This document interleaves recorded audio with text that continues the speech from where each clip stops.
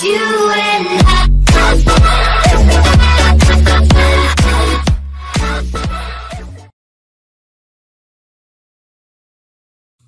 All right, at this point, we've covered so much about cloud architecture, the models, services, etc., all the great characteristics of the cloud. You may be jonesing to get your business up there in a cloud deployment, take advantage of those measured services, all those different environments you can provision. It just sounds so great. However, remember, when it comes to security in the cloud and any justification for a business, there has to be a rational, dispassionate calculation of the costs and benefits. So now we're going to talk about cost-benefit analysis. How do you truly justify and know that any activities you're doing in the cloud are paying off for your organization? And how do you justify it?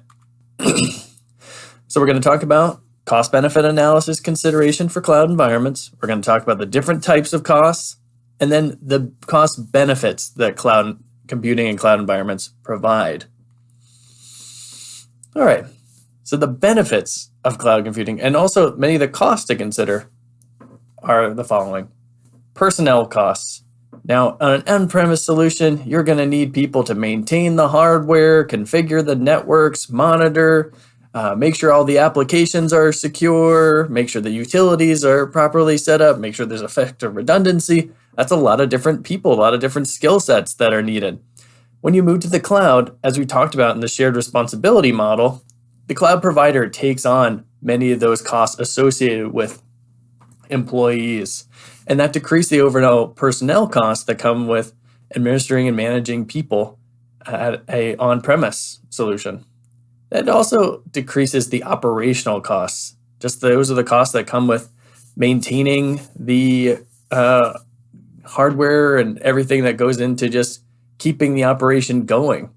This is related to the cost of maintenance, things like that. That also gets transferred to the cloud provider depending on what cloud service is being used and the nature of the deployment model. Regulatory cost transfer. Remember, based on your industry, there are going to be different sets of regulations that apply to that industry. We're going to go into many of those regulations in depth in future lessons. But for the time being, consider when you shift some of your services to the cloud, the costs that come with making sure that you have certain controls in place over all facets of your environments, many of those costs are transferred to the cloud provider. Now that increases a security and compliance cost on you, potentially, that you need to audit and make sure that your cloud provider is honoring and actually bearing the burden of those costs, but they are transferred in large part to the cloud provider. Capital expenditure. In order to have an on-premise anything technical, you basically need to buy all this equipment. You need to expend money upfront to buy assets. Now, the benefit of cloud is that you're utilizing shared assets that the cloud provider maintains. Now, one of the disadvantages is that from an accounting perspective, any asset depreciates over time, so you can write off the expense of depreciation of an asset over time.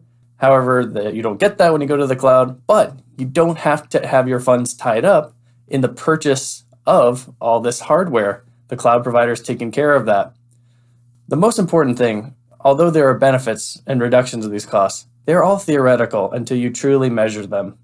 Before moving to the cloud, or even if you're currently in the cloud, you really have a responsibility to examine each of these areas of cost and see what you're paying and see if it's possible to consider what the real benefit is going to be. What is the cost savings going to be if you're moving to the cloud, or if you can find data from the past to demonstrate that your move from an on-premise solution to the cloud was truly justified in terms of dollars and cents.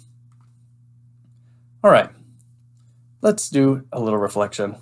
How does your organization measure these costs? Sometimes decisions aren't always made based solely on data. There are sometimes business drivers, maybe needs for competitiveness, maybe there are opportunities that a business may want to take advantage of in the cloud that may justify higher costs than managing a solution on-premise. However, you should measure and be aware of these costs. Only when you really measure those costs are you able to capture whether there truly is a benefit. Do the benefits that come from it outweigh the costs? Some benefits are going to be intangible. Others are going to be very tangible, such as the dollars and cents related to maintaining IT infrastructure. Now, I honestly ask, has your organization done a true cost-benefit analysis? Every time they engage in a software as a service or any of the service the as a service models, how does your organization structure their cost-benefit analysis? You may not necessarily have a role where you're privy to this, but it's always an important consideration, especially when it comes to security.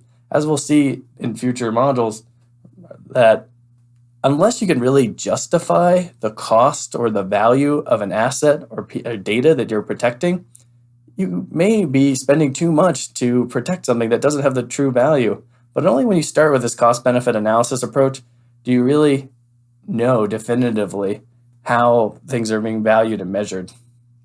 All right, a lot to think about there. So in summary, we talked about the types of costs reduced by the cloud. We also talked about the cost-benefit considerations of cloud deployments.